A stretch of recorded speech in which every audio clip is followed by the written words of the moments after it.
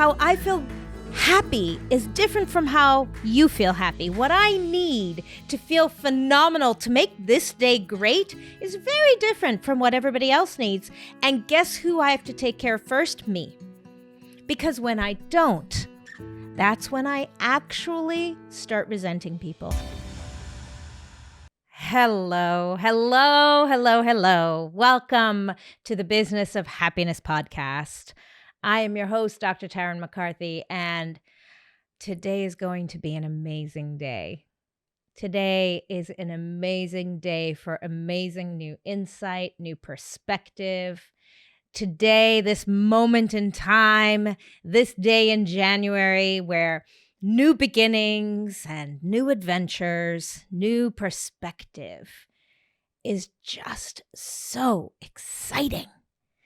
I wish I could just stay in this feeling all year, and you really can. I mean, if that's what you want, that's really possible. But it's something about January that offers hope and promise and change. And I don't know, there's a little bit of a feeling of excitement for the unknown, what the year has to bring. Can you imagine, starting every day with that kind of excitement? Because we don't know what the day will bring, but man, we can be excited about the possibilities. I'd love to start today's episode with one of my favorite quotes about desire. The starting point of all achievement is desire. And that's something that Napoleon Hill said. The starting point of all achievement is desire. And when he says it that way, you think, well, of course, makes a lot of sense. In order to get anywhere, we've got to have a desire. And today in this episode, I want to talk about the importance and the value of desire. Because even though we can look at that quote from Napoleon Hill and think, of course, that makes a lot of sense, sometimes we don't allow ourselves the beauty and the power of desire. Is that you? Because man, it was me.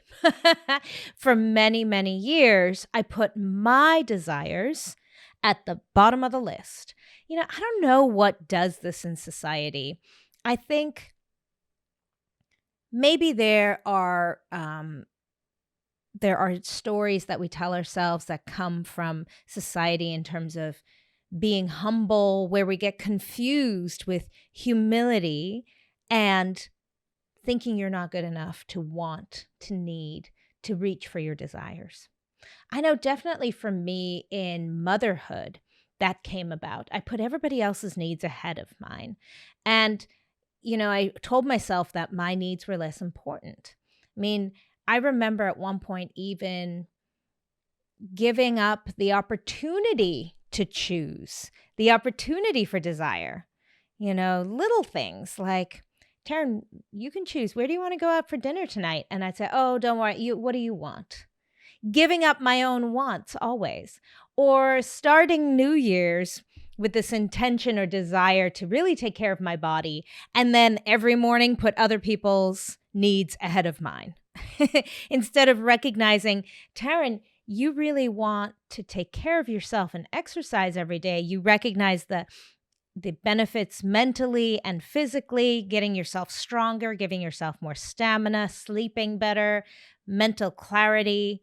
And yet every morning you do everything for everybody else instead of working out.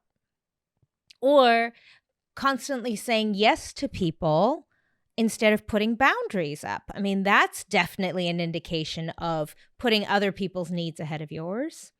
Where this came into clear evidence of my habit pattern that I developed about giving away my desires was in my practice. In my orthodontic practice, what I noticed was I created this beautiful business. I had achieved my dreams, but in doing so, I started giving away my own desires every single day. I started kowtowing to what I thought my patients would want. I mean, how many of you have started seeing patients on a Saturday when you really didn't want to, but you thought, well, that's what my patients want, so I better be there. Or maybe you started seeing patient hours at night because you thought that's what people would want. And really, it was the exact opposite of what you wanted. Or maybe you created a business model that really didn't suit what you wanted, but you did it because you thought it was the right thing. Sometimes we give away our desire because we think we don't know what we're doing. We think somebody else should know better. So many times in my life, I gave away my desire. And then I come back to what Napoleon Hill says, that the starting point of all achievement is desire. And I remind myself, oh, of course, I'm never going to get anywhere if I don't pay attention to my desires. Your desires are so important because they are your directional compass. See, what we get wrong is we forget that our desires are not only our directional compass, meaning giving us a direction in which to go in, but they become the source and the power of our decision-making ability as well. When we don't know what we want, the options are too many. We almost get that paralysis by analysis kind of situation where we don't know what to decide because we don't know what we want. Things seem overwhelming when we haven't decided on our desires, when we haven't had clarity over what we really want. I find that this is the most interesting thing is when I feel overwhelmed or I feel scattered, I realize, oh, I haven't been clear on what I want. Not what I need to do next or what I should be doing, but what do I want? I had this beautiful conversation with one of my best friends this weekend. And the great thing about best friends is that you get to just kind of vent and share what's going on in your life. And then you have somebody who knows you so well that you don't have to explain the background, right? This is what I love about having great friends is you know my history, you know my personality, and you know where I'm coming from. And I'm just going to tell you the soup that I'm sitting in right now. And friends can kind of see it from a different lens, right? They're not in it so emotionally, so friends can have a different perspective. And I love her so much because that's what we offer for one another. We're courageous enough to show each other the truth and mirror for one another what's actually happening when the other one is embedded in the drama. That, by the way, is another great thing for a coach. My coaches have always been that for me. Someone who I could just kind of feed the situation to. And because they have a distance from it, they have greater perspective. And I'm so grateful for my coaches in that regard. But anyway, I was talking to my best friend and she was telling me this drama happening in her life right now, in her personal life. And there are a lot of players, 3, 4, I think at this point there were 4 other people involved in this drama, and who said what and who should do what, and is it ethical, is it not ethical, and who's talking to who, and how my poor friend was getting involved in all of this. And we stopped and I said, sweetheart, what do you want? Forget everything that's happening right now. What do you want? What is your desire around this? Really, what is your desire in your life? And it's so interesting because when we give ourselves a moment, number one, to ask ourselves that question, because I think we don't. We think about what everybody else wants, right? Should I do this because he wants this and he says this, so should we do that? But if we take a moment to just pause and say, hold on, what do I want? All of a sudden, the situation becomes a lot more clear. We start to have clarity over our choices because then we can see how the situation's lining up and we can say, oh, that choice will lead me down that path and that's not what I want. Oh, that choice is standing for this value, and that's not what I want. But it's very clear that what's happening here actually is what I want. And that's what the conclusion we came to. She realized there really were no problems in the situation because the way it was playing out was exactly what she wanted. And oh my gosh, the relief she had. I share this story with you because the power and importance of desire, we gloss over. We think desire is a luxury. Isn't that true? We think that desire is one of those things that only some people are entitled to or deserve. And really, it's so important for a directional tool, for a happiness tool in your own life. It's not a luxury. It's imperative. Your desires are true to you. Your desires help you get in touch with the inner wisdom and the truth within you. And sometimes our desires get messy, right? Sometimes we think, oh, I really want that chocolate bar. Tarryn, is that my desire? My desire is talking to me. It says, Tarryn, you need chocolate. And it's interesting because our desires are great indicators of what we need. That chocolate bar, me craving that chocolate bar, when my desire is to feel good about myself and to get ready for this great hike I'm doing in March, and yet I'm desiring this chocolate bar in the moment, I realize, oh, I need comfort. I actually desire comfort. I actually desire a little hit of dopamine. Or maybe I'm actually desiring something to eat because I'm hungry, because I have ignored my body all day. Or maybe I'm thirsty. Like, what is it I really want? So our desires can sometimes be clouded a little bit in old habit patterns or in easy, quick satisfaction. But when you start asking yourself, why do I want that chocolate bar? You understand the truth of it. And this is where worthiness and self-belief come into play. Because at its core, giving yourself permission to desire something means that you also offer yourself worthiness and self-belief. I'm worth that thing I desire, and I believe in myself enough to go after it. One of the things that, as I was thinking about this for this episode, I was thinking about how we deserve everything that we desire and how that statement might sit uncomfortably with you. I mean, it did for me for a long time. I definitely thought, well, does everybody deserve what they desire? I mean, don't some people desire things that are bad for other people? And why is it okay for them to deserve what they desire? And then how do I know if what I desire is good or bad for people? And this is where it's so important to sit with what you want and recognize that we all deserve what we desire. We all deserve wonderful things in our lives. But taking away from others, hurting others, will never benefit us. There's actually no benefit when we put other people down. For a moment, it's kind of like that chocolate bar. It might give you a little dopamine rush for a moment, but in the end, it's not going to get you to where you want, because what you really want is to feel good. And the thing about hurting other people or doing things that are detrimental to other people is you don't really get what you really want. What you really want is to feel good. And there's never a situation, never, where hurting other people makes you feel good.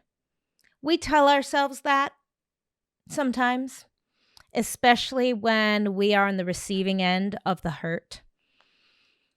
I think in the medical and dental profession, there can be a lot of pushing people down so that other people feel better about themselves. And if you've been on the receiving end of that, as I have, you know how much that hurts. And you think, wow, he's just doing that to feel good about himself. And you know what? You're right. He is trying to feel better about himself, but it won't work.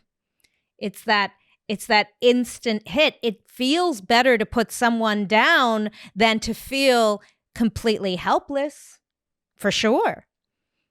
Being angry and having blame at someone definitely feels better than feeling worthless and helpless. And so we crawl up that emotional scale of vibrational scale of emotions to make ourselves feel better, but we can't just stay at anger and blame, resentment. We have to allow ourselves to continue to evolve. And that's where desire comes in again. Because when that doesn't feel so good anymore, I've been putting people down, but man, I still don't feel very good about myself. It felt a little bit better than when I was feeling defeated, but I still don't feel very happy about myself. I desire to feel even better. That's when we allow ourselves, as Napoleon Hill says, to accomplish more, to feel even better. Because at the height of that vibrational scale of emotions, the height of it is enormous empowerment, love, compassion, support for one another. At that highest level, that's where we see, wait a minute, when I lift you up, I feel great about myself. When I show up to serve you, I feel wonderful. But I needed to build myself up first in order to get there. I needed to have a desire to feel good and not push my desire down. Because when we hide our desires, when we hide ourselves from the world, we deny ourselves that opportunity of growth and expansion. And the only way we can get to ultimate empowerment and enormous happiness in everything that we do is by allowing ourselves that permission for desire and permission to go after the desire, even in medicine and dentistry. Hey guys, I'm interrupting your podcast episode to let you know about an incredible new program that I'm launching in January of 2023. It is specifically for practitioners in medicine and dentistry to help you rediscover happiness and inner fulfillment within your profession and your life. I remember what it was like for me when years ago I was so depressed and anxious and feeling like I had created and built a treadmill I just couldn't get off of, pushing through every day and wishing my life away. This program is the how of how to find happiness in your practice and in your life, because we know that when we feel good, that's when we can do good. Check out thebizofhappiness.com/radical happiness, or click the link in the show notes. I cannot wait to see you there. You know, I remember so many years where I think it was clouded in self-doubt, self-worth, thinking I wasn't worthy. But in my practice of dentistry and orthodontics, I kept thinking I should put other people's needs first. And I forgot that my desires matter not just to me, but to them. Because when I feel fulfilled, I can show up for them fully. And I don't just mean in terms of energy and stamina. Like I got enough rest, I got enough to eat, I've been exercising, I've taken care of my body. That's so important. Taking care of our bodies is so important in order to show up for our patients and our families, of course. But I'm talking about taking care of my desires so that I don't need you to make me feel better about myself. I don't need to put you down to feel better about myself. I don't need to put myself in an uncomfortable place because I think that's what you want without taking care of myself first. Because what that does is it harbors resentment. And who out there, as a practitioner right now, can be honest enough with yourself about the resentment you may be feeling for your patients, for your team, for your family? And if you think, if there's a little tingle on your skin right now thinking, oh, wait a minute, I recognize that in myself. Try not to judge it because I have been there myself. The day I recognized, oh, wait a minute, Tarryn, you are resenting your team right now. You are resenting your kids right now, was the moment I stopped and I thought, oh my gosh, I got to put more weight on the value of my own desires, because I've been putting everybody else's needs ahead of mine and not taking care of me, my desires, what I want in this day. I want to feel great. How I feel great is how different from how you feel great. How I feel happy is different from how you feel happy. What I need to feel phenomenal to make this day great is very different from what everybody else needs. And guess who I have to take care of first? Me. Because when I don't, that's when I actually start resenting people. I'm on the outside. It looks like I'm giving. Tarryn's the most giving person I know. She is constantly supporting and doing things for other people. Wonderful. That really is the ultimate goal, that I can support everybody. That really is my ultimate intention, but not before I pay attention to my own desires and I take the radical personal responsibility for my own desires, because that is where I find fulfillment. See, your desires are so much more important than you know. They're not a luxury. Your desires are, number one, your directional compass of where you want to go in your life. And you know that feeling where you end up one day and you say, oh my gosh, I don't know how I got here. How did I get here? How did I end up here? Here I am in this mess. I'm miserable. How did I end up here? Maybe it's because all along the way you were either not paying attention to your desires, or two, paying attention to everybody else's desires first. Or I'm going to throw a third one in there. Thinking other people know better than you do what you should want. Oh, big time. Thinking other people know better than you what you should want. And trust me, society does that at every turn. Our profession in medicine and dentistry does that at every turn. This is what you should want. This is what your life should look like. This is what your body should look like in order for you to like your body. This is what your family and your house should look like in order for you to be happy. And then you get all those things and you're like, wait a minute, I'm not happy. Why am I not happy? How did I end up here? I was told that if I did this to my body, if I did this with my family, if I did this with my profession, if I saw this many patients a day, if I earned this much money, I should be happy. Why am I not happy? And what is wrong with me? Aha. There's nothing wrong with you.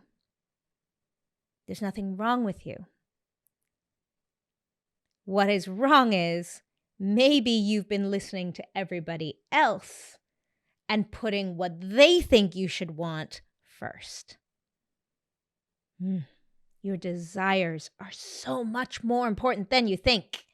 They're so critical to understanding your life's path and your daily happiness and fulfillment.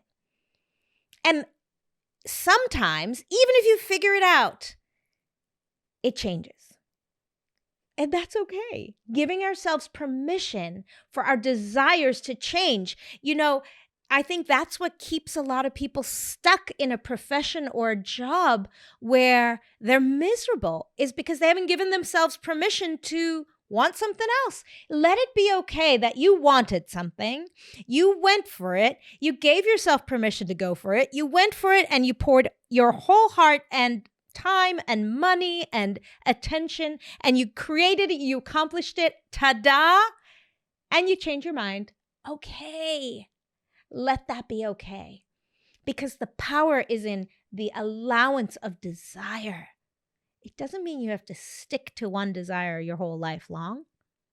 No. Things change. It's called growth. It's called evolving. It's called evolution of your spiritual self, of your soul, of who you are. behind the title, behind the name, behind this body, behind this meat suit, evolution of who you are within. And that is ultimately fulfilling. See, because it's not what we want that we get that's fulfilling. It's who we become in the journey towards going after our dreams.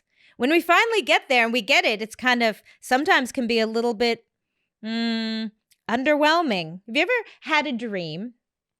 You go after it and you get there and like, okay, now what? I just did it. It's kind of a little bit lackluster. But oh my gosh, look who you became in the process of getting there. Look at the skills you developed. Look at who you changed in becoming, how you changed in becoming. Look at the evolution and the growth and the insight and the learning in becoming, in going after that desire. Now, I know what some of you are thinking is, okay, I can totally see the value, Tarryn. I see how desire is a directional compass. I see how desire can even be a great tool for understanding what you want in life, right? Sometimes we get, the shiny object syndrome, where there's so many choices. We're like, I don't know what to choose. And there's so many things. And I'm a little bit stuck because it's overwhelming. There's too many options. Well, desire helps you narrow in. Tarryn, what do you really want? Oh, suddenly I have great clarity over my options, right? So I can see all the benefits of desire, and I can even see how taking responsibility for your own personal desire is better for everyone else, because it helps, you make decisions out of a place of love instead of a place of resentment. Instead of thinking what you should do, you're actually doing kind things for people because you have the bandwidth in your heart and in your life to do so. And that feels so much more fulfilling. So, okay, Tarryn, I get it. Desire is great. And yes, desire is important. It's not just a luxury. Got it. How do I know what I want? I don't even know what I want. Now that you mention it, I've been ignoring what I want for decades, to the point where I don't even know what I want. In fact, there's a little bit of fear behind that statement, because I'm worried that if I ask myself that question, then what I have might not be what I want. And so I'm too scared to look at it.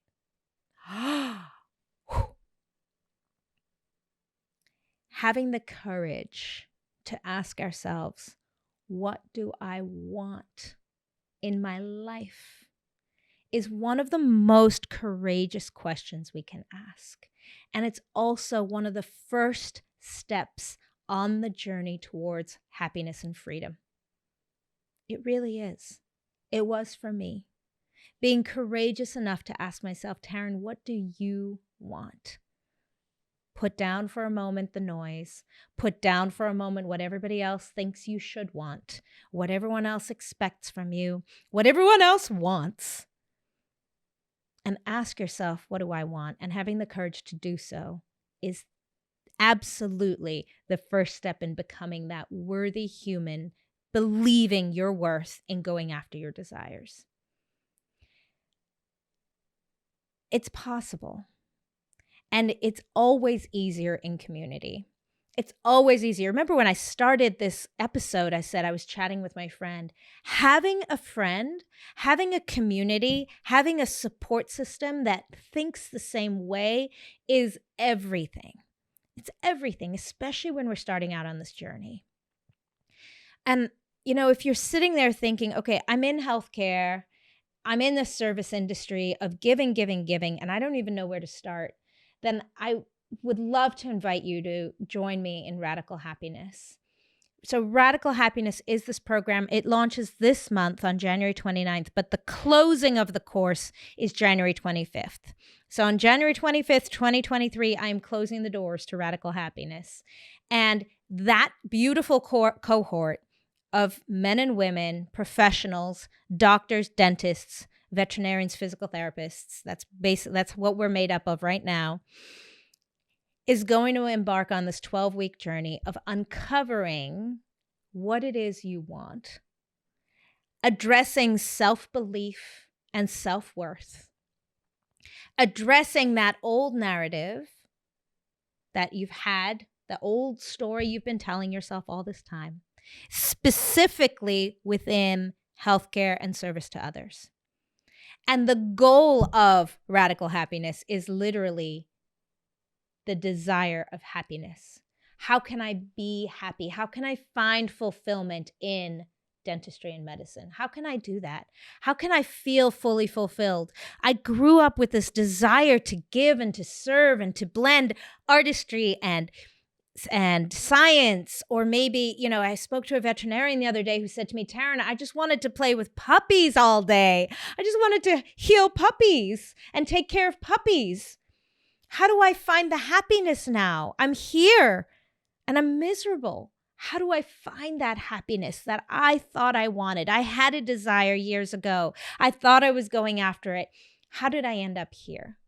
And how do I rediscover that fulfillment here? That's what we're talking about. That's what radical happiness is all about. How to rediscover what it is you truly want. And here's the thing, I was talking to somebody who was interested in the course, and he said to me, I really doubt you're going to be able to solve all my problems. I said, you know what? I'm not going to solve a single one. You're right.